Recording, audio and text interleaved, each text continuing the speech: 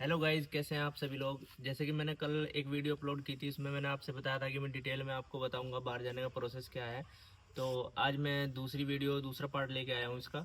तो सबसे पहले मैं आपसे ये बताना चाहता हूँ कि जो भी नर्सिंग स्टूडेंट है, जो भी नर्सिंग कर रहे हैं, उन्होंने एडमिशन लिया है इसमें कि हम बाहर अब्रॉड में जा सकते हैं और वहाँ पे अच्छी सैलरी पैकेज मिलता है। तो उसके लिए क्या क्या इम्पोर्टेंट चीज़ें हैं, सबसे पहले यही है कि जब भी आप नर्सिंग, इसमें दो वो होते हैं कि तो बीएससी नर्सिंग हो या फिर जीएनएम हो, दोनों ही एलिजिबल है इस चीज़ के लिए, वो बाहर जा सकते हैं। और इसमें पहला जो होता है कि जैसे आप पास आउट होंगे, फिर चाहे जीएनएम हो, बीएससी नर्सिंग हो या फिर पोस्ट बीएससी हो, ठीक है ना, इसमें तीनों ही वो होंगे। तो मिनिमम 1 ईयर का एक्सपीरियंस चाहिए होता है आपको। इसके मतलब पोस्ट रजिस्ट्रेशन, यानी कि जब आपका रजिस्ट्रेशन होगा उसके बाद 1 साल का एक्सपीरियंस आपके पास होना चाहिए। बिना एक्सपीरियंस के आप इसके लिए एलिजिबल नहीं हो, क्योंकि जो आपका डाटा फ्लो होता है, सबसे पहला जो प्रोसेस होता है डाटा फ्लो का, उसमें 1 साल का एक्सपीरियंस मैंडेटरी होता है। मिनिमम 1 साल तो होना ही चाहिए, यानी कि रजिस्ट्रेशन नंबर आने के बाद आपका 1 साल का गैप होना चाहिए, तभी आप इसमें जो है एलिजिबल होगे डाटा फ्लो के लिए। इसमें आप जीएनएम हो, बीएससी नर्सिंग हो या पोस्ट बीएससी हो, एमएससी हो, कोई भी हो, इसमें आपको ये चाहिए होता है। देन फिर क्या होता है कि मतलब डाटा फ्लो होने के बाद में, जब आपका डाटा फ्लो, अभी न्यू गाइडलाइन के अकॉर्डिंग इसमें टाइम ज़्यादा लगता है। पहले मतलब जब मेरा डाटा फ्लो हुआ 21 डेज़ के आसपास इसमें लगे। अब 40 डेज़ यानी कि 1 महीने से ज़्यादा लग रहा है। थोड़ी रूल भी बहुत टाइट हो गए हैं वहाँ के, सऊदी के बताऊँ मैं। तो अब ज़्यादा टाइम लग रहा है, पहले कम लगता था। इसलिए जब आप डाटा फ्लो स्टार्ट करोगे तो उसमें एक्सपीरियंस आपको ज़रूर चाहिए। दूसरा, आईएनसी का सर्टिफिकेट चाहिए होता है, यानी कि जिस कॉलेज से आप पढ़ रहे हो, जिससे आपने पास आउट हुए या आप अभी भी पढ़ रहे हो, वो कॉलेज आपका आईएनसी से एफिलेटेड होना चाहिए। ठीक है, आईएनसी से एफिलेटेड होगा तो ही आप उसमें बाहर जा सकते हो। देन आपके पास में एक्सपीरियंस हो गया, आपके पास में आरएन नंबर का सर्टिफिकेट हो गया, मार्कशीट हो गई, और पासपोर्ट तो मैंडेटरी है ही। पासपोर्ट तो सबसे पहले चाहिए होता है, इसमें पासपोर्ट भी लगता है। ये डाटा फ्लो होने के बाद में फिर आपका सेकंड जो स्टेप होता है वो होता है एलिजिबल आईडी का, यानी कि एलिजिबल आईडी आपको उसमें अप्लाई करनी होती है। एलिजिबल आईडी का मतलब होता है, यानी कि जो आप प्रोमेट्रिक एग्ज़ाम दोगे, प्रोमेट्रिक एग्ज़ाम के लिए आपको एलिजिबल आईडी ज़रूरी होती है। उसके बिना आप प्रोमेट्रिक एलिजिबल आईडी कैसे, मान लो आप जैसे एक एडमिट कार्ड होता है, यानी कि बिना एडमिट कार्ड के आप एग्ज़ाम दे ही नहीं सकते। तो बस इसको एलिजिबल आईडी बोलते हैं। तो उसमें भी अराउंड 20 डेज़ के आसपास प्रोसेस लगता है। देन जब एलिजिबल आईडी आपकी क्रिएट हो जाएगी, फिर आप प्रोमेट्रिक एग्ज़ाम के लिए आप रेडी हो, आपने तैयारी की हुई है, फिर आप उसके लिए प्रोमेट्रिक एग्ज़ाम के लिए अपनी डेट ले सकते हो, यानी कि आपको कब वो एग्ज़ाम देना है। देन आप जब प्रोमेट्रिक क्लियर कर लोगे, फिर उसके बाद भी स्टेप्स है, मतलब केयूपी होगा, फिर इसमें फिर एचआरडी होगा, और फिर इंटरव्यू होगा, मेडिकल होगा, बहुत सारे स्टेप्स हैं।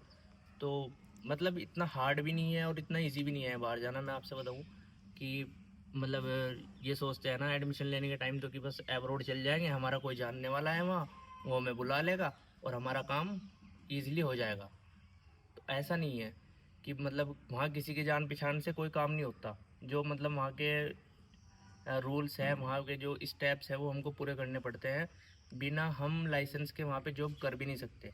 अगर आपका कोई नोन है वहाँ पे और वो आपको ये कह रहा है कि आप आ जाओ यहाँ पर, यहाँ पे जॉब है, मेरी जान पहचान है, तो आप चले भी जाओगे, मैं आपसे बताऊँ, बट आप फिर आपको वहाँ पे रिटर्न होना पड़ेगा। 3 महीने का टाइम मिलता है, क्योंकि 3 महीने में आपको प्रोमेट्रिक एग्ज़ाम क्या तो आपको यहाँ क्लियर करना पड़ेगा या फिर वहाँ जाके क्लियर करना पड़ेगा, वो करना ही करना है। उसके बिना आप जॉब कर ही नहीं सकते। एक बात दिमाग में घुसा लो कि प्रोमेट्रिक एग्ज़ाम के बिना आप जॉब कर ही नहीं सकते वहाँ, ये तो मैंडेटरी है।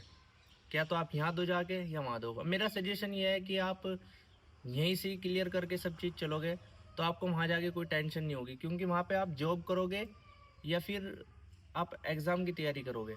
फॉर एग्ज़ाम्पल आप वहाँ पे जाके जॉब करनी पड़ेगी, आपको जॉब के साथ साथ आपको तैयारी भी करनी है। तो आप मतलब हो नहीं पाते तैयारी जॉब के साथ। इसलिए आप अगर टेंशन फ्री हो के यहीं से ही जाओ, सब चीज़ अपनी कंप्लीट करके, तो बेटर है। आप एग्ज़ाम यहीं से दे के जाओगे तो उसमें आपको कोई दिक्कत आने वाली है नहीं। वहाँ पे जाके फिर आपको जॉब करनी, रेस्ट करना, जॉब करनी, रेस्ट करना, बस 2 ही काम है। तो मेरा मानना ये है कि आप जो है एग्ज़ाम यहीं से ही दे के जाएँ, वहाँ पे ना जाएँ।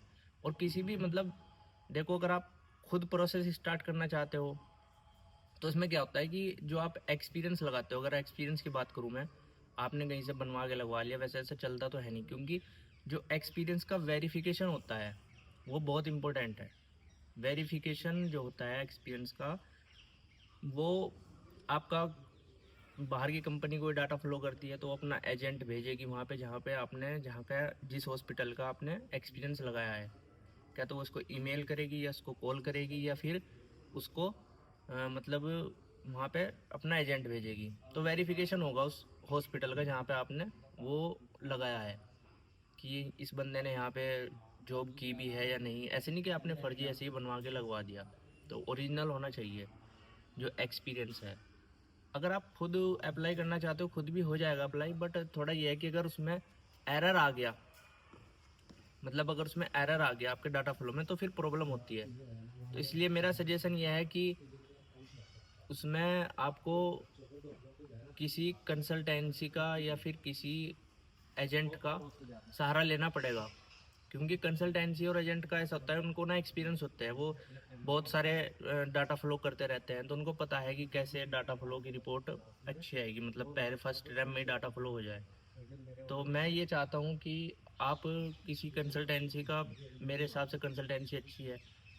बाकी आप यूट्यूब पे वीडियो देख के डाटा फ्लो खुद ही स्टार्ट करोगे तो उसमें एरर आने के चांस रहते हैं। थोड़ा पैसा एक्स्ट्रा लगता है, बट वो आप कहीं ना कहीं कर लो कॉम्प्रोमाइज़। दूसरा, अब एजेंट का भी ये बात है, मतलब एजेंट फ्रॉड आज के टाइम में जो है ना, हर कदम पे जो है फ्रॉड है। मतलब पैसा किसी को बुरा नहीं लगता। कोई भी एनिमल, कोई भी आपको मना नहीं करेगा कि मतलब मैं आपका काम नहीं करवा सकता। हर आदमी यही कहेगा कि मुझे आप पैसे दो, मैं आपका काम करा दूँगा। ठीक है। तो इसमें जो है कंसल्टेंसी अच्छी ढूंढना, मैंने बहुत ज़्यादा रिसर्च की है। इतनी ज़्यादा रिसर्च करने के बाद में फिर मुझे एक अच्छी कंसल्टेंसी मिली जो कि बहुत अच्छी है। मतलब उन्होंने, अगर मैं उनको अभी भी आपके सामने भी कॉल करूँ तो वो मेरे पहली रिंग में ही कॉल उठा लेंगे। व्हाट्सअप करूँगा एकदम जवाब देंगे। मतलब कोई फ्रॉड वाले चांस अब तक लगे नहीं मुझे। मैं यहाँ तक पहुँच गया, मतलब प्रोमेट्रिक मेरा क्लियर हो गया, तो अब तक मुझे कोई भी फ्रॉड वाले चांस लगे नहीं। इतनी अच्छी कंसल्टेंसी है, बट थोड़ी कॉस्टली है, मतलब महंगी है। पर मैं कंप्रोमाइज़ कर लेता हूँ कॉस्टली के साथ। बट अगर फ्रॉड हो जाए तो उसमें फिर मजाक तो बनेगी बनेगी, बाकी हमारे डॉक्यूमेंट्स में भी फिर एरर वगैरह आ जाते हैं, और फिर सब रिश्तेदार, मतलब सब यार दोस्त यही पूछते हैं कि आप तो फ्रॉड में कैसे जाल में फंस गए उनके। तो कहने की बात यह है कि आपको एक अच्छी कंसल्टेंसी के थ्रू ही आपको मैं सजेस्ट करूँगा, आपको जाना चाहिए। देन एक बात और है कि आप जैसे कि यूट्यूब पे वीडियो देखोगे और कि हम बाहर कैसे जाएं, कैसे करें, तो कुछ यूट्यूबर्स ऐसे हैं, मैं आपसे बताऊंगा, नाम नहीं लूँगा मैं, वो वहाँ पे जॉब कर रहे हैं फ़िलहाल सऊदी अरबिया में। कुछ नर्सिंग स्टाफ वहाँ पे जॉब कर रहे हैं, यहीं के इंडिया के हैं वो। और वहाँ पे क्या होता है, मतलब उनकी सैलरी अच्छी है, 1.5-2 लाख रुपए उनकी सैलरी है वहाँ पे। और वो आपसे बात करेंगे, आप उनको मैसेज करोगे इंस्टाग्राम पे, वो मैसेज का जवाब देंगे। फिर वो पता क्या कहते हैं, मतलब 1-2 बात करने के बाद में आपको, आप उनसे कन्फ्यूजन पूछोगे ही। जाहिर सी बात है, आपने मैसेज उनको इसलिए किया है कि आप उनको, सबसे ज़्यादा कन्फ्यूजन आपको एग्ज़ाम के से रिलेटेड होंगे कि एग्ज़ाम में कैसा पेपर आता है, पास हो भी जाएगा नहीं, ये है वो है। आपकी ये डाउट्स होने वाले हैं, मुझे पता है। तो वो क्या करते हैं कि जब भी आप मतलब उनको मैसेज करोगे, 1-2 मैसेज का वो आपको जवाब देंगे। देन वो क्या करेंगे, पेड सर्विस है, यानी कि वो सेशन के थ्रू, मतलब सेशन लेते हैं 10 से 15 मिनट का, उसमें आपको 150 या 200 रुपये, 250 रुपये, 400 रुपये, ऐसे उनका पेड सर्विस है। ये वाली बात कहेंगे वो। मेरे साथ भी ऐसा ही हुआ, बट मैंने उनको 1 रुपया भी नहीं दिया, क्योंकि मैंने सोच लिया था कि इनको देना नहीं बिल्कुल भी। मतलब इतनी ज़्यादा उनकी सैलरी इतनी बढ़िया है वहाँ पे, फिर भी अगर वो किसी की हेल्प कर रहे हैं ना, वो भी पैसा लेके हेल्प कर रहे हैं। अब देखो आप, कितनी गलत बात है ये। अगर हमारे थ्रू किसी का भला हो रहा तो वो अगर फ्री हो जाए, कोई कितना मजबूरी में है। और आपको तो यहाँ पे पता है कि जो इंडिया में है ना, मतलब जो प्राइवेट सेक्टर में नर्सिंग स्टाफ है उसकी सैलरी 8 से 10 हज़ार रुपये है, वो भी नाइट शिफ्ट करके। वो पहले से ही परेशान है बंदा, उसको प्रोसेस में भी फिर पैसा देना। देन प्रोसेस में तो पैसा देगा, उसके बाद में मतलब उनको भी पेड चाहिए सर्विस। मतलब 400 रुपये 15 मिनट के, 10 मिनट के, इतनी तो मतलब 400 रुपये तो यहाँ एक दिन की सैलरी है। प्राइवेट हॉस्पिटल में आपको बताऊँ नर्सिंग स्टाफ की। तो ये सब चीज़ें जो है, तो गाइज़ मैं आपको अब जो और आपके जो डाउट्स हैं, जो भी आपके क्वेश्चंस है, क्वेरी है, वो आप कमेंट बॉक्स में आप ज़रूर बताएं मुझे। उससे रिलेटेड फिर मैं नेक्स्ट पार्ट आपको उसके ज़रूर बताऊंगा जो भी आपके डाउट्स है।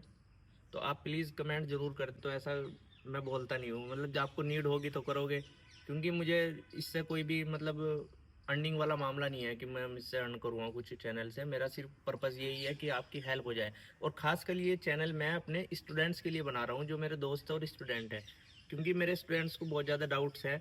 तो उनकी रिक्वेस्ट से कल उनके बहुत सारे मैसेज आए, मेरे पास कॉल आई जब उन्होंने मेरा रिज़ल्ट देखा। तो इसके रिलेटेड मैंने डाउट्स उनको क्लियर करने पड़ेंगे, इसलिए मैं वीडियो शूट की। मैंने चलो एक चैनल बना लेते हैं। तो अर्निंग वाला तो कोई मामला नहीं है इसमें कि अर्निंग होगी, बट ये है कि थोड़ा मोटिवेशन मिल जाए। तो कमेंट आप ज़रूर कर दियो।